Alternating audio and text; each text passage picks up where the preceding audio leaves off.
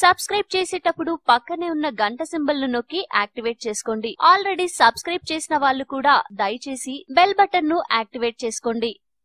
నెమలి ఈకలు అంటే ఇష్టం ఉండనిది ఎవరికి చెప్పండి? చిన్నారులు మొదలుకొని పెద్దల వరకు వాటిని ఇష్టపడతారు. చిన్నారులైతే నెమలి ఈకలను బుక్స్ లో పెట్టుకుంటారు. చాలా మంది పెద్దలు కూడా చిన్నప్పుడు అలాగే చేసి ఉంటారు. ఈ క్రమంలోనే నెమలి ఈకలను అనేక వర్గాలకు చెందిన ప్రజలు అదృష్టంగా భావిస్తారు. కేవలం మన దేశంలోనే కాదు, ఇంకా ఇతర దేశాల్లోనూ నెమలి ఈకలను అదృష్టంగా భావిస్తారట. కొందరైతే నెమలి ఈకలను ఏకంగా ఇంట్లో పెట్టుకుంటారట. అవును మరి, అయితే అసలు అలా నెమలి ఈకలను ఇంట్లో పెట్టుకుంటే ఏం జరుగుతుందో ఇప్పుడు తెలుసుకుందాం. గ్రీకులు నెమలిని పూజిస్తారు. దాన్ని వారు తమ దైవంగా భావిస్తారు. నెమలి ఈకలను స్వర్గానికి చిహ్నంగా, వాటికి ఉండే కళ్లను స్వర్గానికి ద్వారాలుగా వారు భావిస్తారట. అందుకే వారు నెమలి ఈకలను ఇండ్లలో పెట్టుకుంటారు. నెమలి అంటే సాక్షాత్తు లక్ష్మీదేవి స్వరూపమని హిందువులు నమ్ముతారు. నెమలి ఈకలను ఇంట్లో పెట్టుకుంటే సమస్యలన్నీ పోయి ఆర్థికంగా ప్రయోజనం కలుగుతుందట.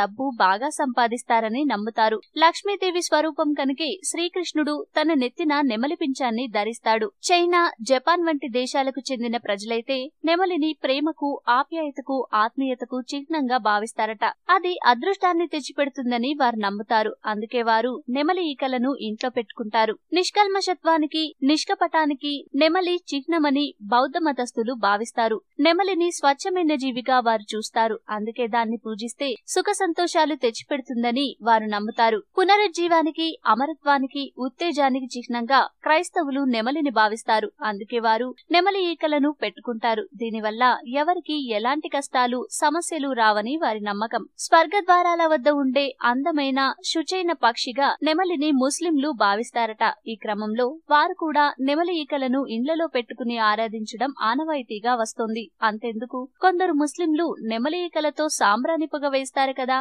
అలా చేస్తే ఆ ప్రాంతంలో ఉండే నెగటివ్ ఎనర్జీ పోయి పాజిటివ్ ఎనర్జీ వస్తుందని, దాంతో అక్కడ ఉండే వారికి సమస్యలన్నీ పోతాయని వారు అలా చేస్తారు.